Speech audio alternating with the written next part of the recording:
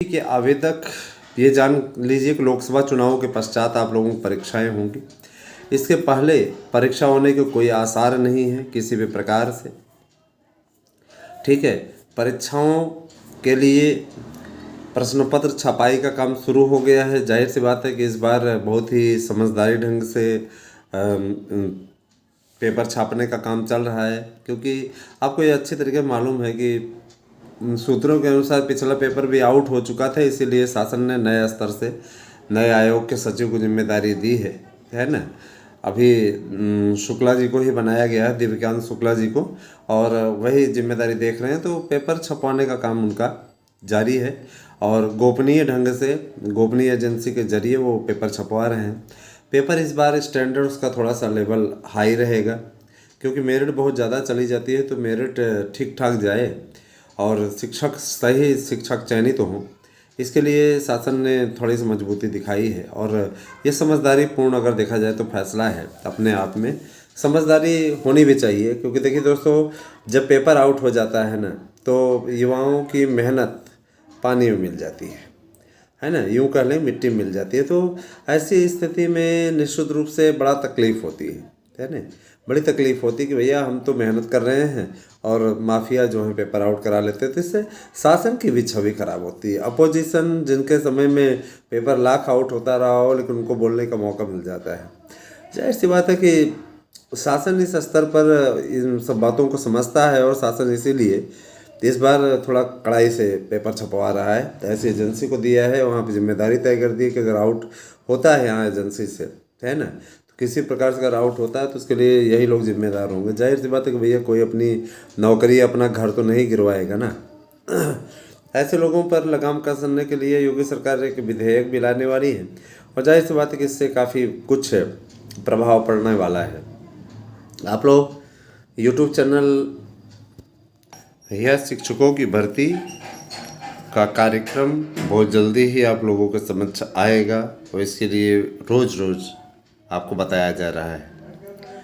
देखिए, इसलिए भी बहुत ज़्यादा ज़रूरी हो गया था कि इस पे क्लियर हो जाए भैया कब तक नया आयोग गठित होगा। तो उनका कहना कि जैसे देखिए अब आज 11 तारीख हो गई, तो ये कहा जा रहा है कि जल्दी से जल्दी गठित करने की तैयारी चल रही है, क्योंकि नए आयोग ये लोक सेवा आयोग का जो कैलेंडर है फिर से जारी होने वाला है। उसमें जो भर्तियां लटकी हुई हैं उनका भी कार्यक्रम आएगा। लेकिन मैं इतना ज़रूर बता दूं कि ये लोक सेवा आयोग अब एलटी की भर्ती नहीं कराएगा। एलटी की भर्ती के लिए अब सीधे तौर पे कहा गया कि एलटी की भर्ती कराएंगे कौन? एलटी की भर्ती अब नया आयोग कराएगा, और नए आयोग के जरिए ही सारी चीज़ें क्लियर होगा।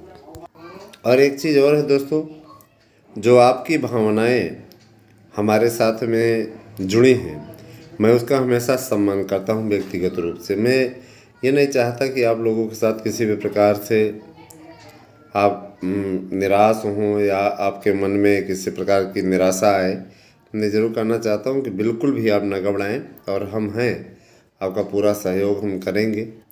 और आपको सही जानकारी अगर चाहिए तो आपको सही जानकारी सिर्फ़ और सिर्फ हमारे न्यूज़ चैनल से मिलेगी। आप हमारे चैनल को सब्सक्राइब कर लीजिए। इस समय निराशा के दौर में आशा का संचार करने वाला यूट्यूब चैनल एएसएम न्यूज तो और एएसएम तक ये यूट्यूब चैनल है, और आप तक हम जानकारियाँ जो पहुंचा रहे हैं दोस्तों, वो एथेंटिक रूप से पहुंचा रहे हैं।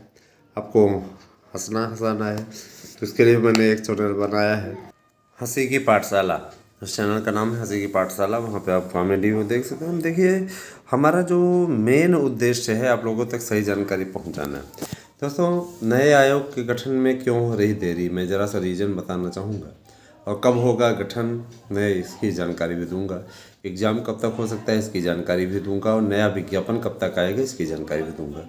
सबसे पहले हम शुरू करते हैं आयु सीमा में छूट का मुद्दा, सबसे पहले हल करते हैं। तो मैं बता देना चाहूँगा कि देखिए, आयु सीमा में छूट देना सरकार की व्यवस्था है, क्योंकि सरकार पिछले देखा जाए तो कई सालों से भर्ती नहीं दे रही है। तो आयु सीमा में छूट एक चुनावी स्टंट जरूर हो सकता है, लेकिन इस पर लाभ मिल रहा है। और जाहिर सी बात है कि सरकारी कर्मचारियों के बल्ले बल्ले है ही है, इसके अलावा नए आयोग जो है, नया आयोग कहा जा रहा है कि 15 मार्च तक गठित हो जाएगा, नहीं तो होली के पहले पहले गठित हो जाएगा। होली के पहले पहले इसलिए भी कहा जा रहा है क्योंकि देखिए अभी चुनावी आचार संहिता लगनी नहीं है। कहा जा रहा है कि जो 24 तारीख को चुनाव आयोग की बैठक होगी और उसी दिन निश्चित रूप से, है ना, क्योंकि अब चीफ सिलेक्शन चुनाव आयोग जो है, आयुक्त जो है, उन्होंने इस्तीफा दे दिया है। नए आयुक्त की नियुक्ति में भी समय लगेगा, सप्ताह भर का कम से कम। और जब तक वो आते नहीं तब तक सीईसी की मीटिंग हो नहीं सकती।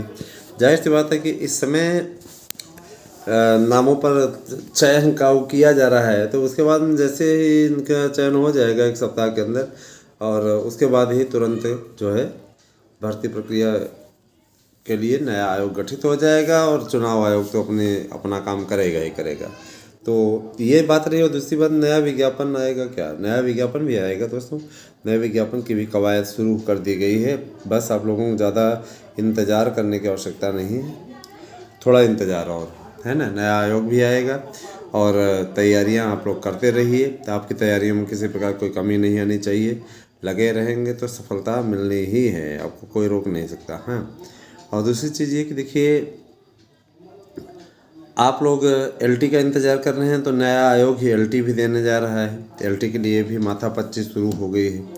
करीब 10,500 के ऊपर पदों पर विज्ञापन इसका आएगा। योग्यता आपकी इसमें बीएड कंपलसरी रहता है। नया आयोग जो भर्ती निकालेगा उसमें भी सभी विषयों में बीएड कंपलसरी कर रहा है। एमए वाला जो क्रेज़ था कि पहले एमए ही लोग करके बन जाते थे अध्यापक, अभी तो टीटी पास करनी होगी और क्या कहते हैं बीएड भी आपको करना पड़ेगा। केवल एमए की डिग्री से काम नहीं चलने वाला है ना। परिपक्वता बढ़ाने के लिए, बीएड की महत्ता बढ़ाने के लिए, चूँकि उत्तर प्रदेश में पीजीटी का फार्म एमए वाले भी भरते थे, है ना। इससे क्या होता है, वेटेज में तो भले वो हो जाते थे, लेकिन इसमें क्या होता था कि एक रूपता लाने के लिए, और प्रवक्ता में इंटरव्यू समाप्त होने जा रहा है, प्रवक्ता में भी इंटरव्यू समाप्त होगा, तो उसमें बीएड को सम्मिलित करने का निर्णय लिया गया, जिससे बीएड का महत्ता बढ़े। पीजीटी प्रवक्ता के लिए भी हर साल कम से कम नहीं है तो 2,000-2,500 वैकेंसी आया करेगी।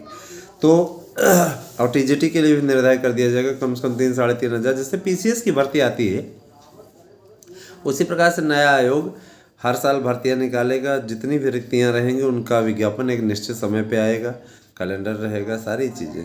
तो ये सारी चीज़ें देखिए, अभी रेगुलर आती रही वैकेंसी तो न जाने लोग कितने चयनित होकर के चले गए होते ना। काफ़ी संघर्ष, काफ़ी कड़ा संघर्ष। तो अगर देखा जाए तो बहुत से लोग ऐसे हमारे साथ के भी हैं, बेचारे चयनित होते होते रह गए। आज भी उनके मन में टीस है कि सर अगर हो जाए तो हम कर ले जाएं, है ना।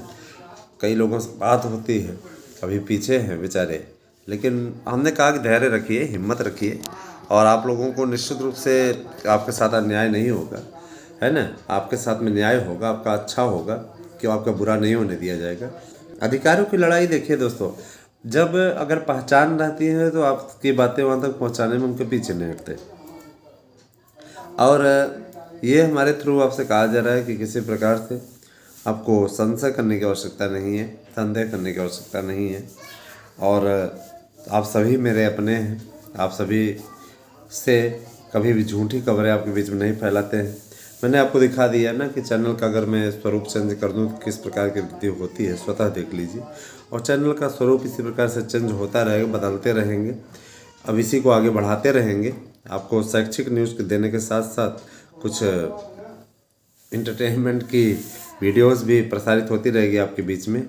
काफ़ी कुछ इस पर और भी बदलाव होगा, और चैनल का नाम यही रहेगा। चैनल के नाम में किसी प्रकार का कोई चेंज नहीं करेंगे, न एएसएम तक को और न ही एएसएम न्यूज़ को। तो बहुत दिनों से ये बातें चल रही थी, अभी जा कर के ये सारी चीज़ें क्लियर हुई हैं, और मुझे इस बात की खुशी है कि नया आयोग 15 तक आ रहा है। या अधिकतम आप लोगों को मैंने बताया कि 24 तारीख तक नया आयोग अस्तित्व में आ जाएगा। और इतना ज़रूर कह दूँ कि जो लोग हमारे साथ में रिट में जुड़े हैं वे सभी समयबद्ध तरीके से अपना कार्य कंप्लीट कर लें। दस्तावेज इत्यादि दोबारा भेज दें, एक बार फिर से दस्तावेज भेज दें, सारी चीज़ें क्लियर कर लें। जैसा स्थिति होती है जैसी, तो मैं आप लोगों को अवश्य अवगत कराऊँगा। हमारे साथ में जुड़िए और लोगों को जोड़ने का प्रयास करें, ज़्यादा से ज़्यादा संख्या में सब्सक्राइब करें चैनलों को, और बस यही सब कहना था। बाकी आप लोगों की अपनी मर्जी, जुड़ेंगे तो अच्छा लगेगा, नहीं जुड़ेंगे तो कोई बात नहीं। लेकिन जो लोग जुड़ेंगे उनका मैं सदैव आभारी रहूँगा। धन्यवाद। आपसे दिन शुभ।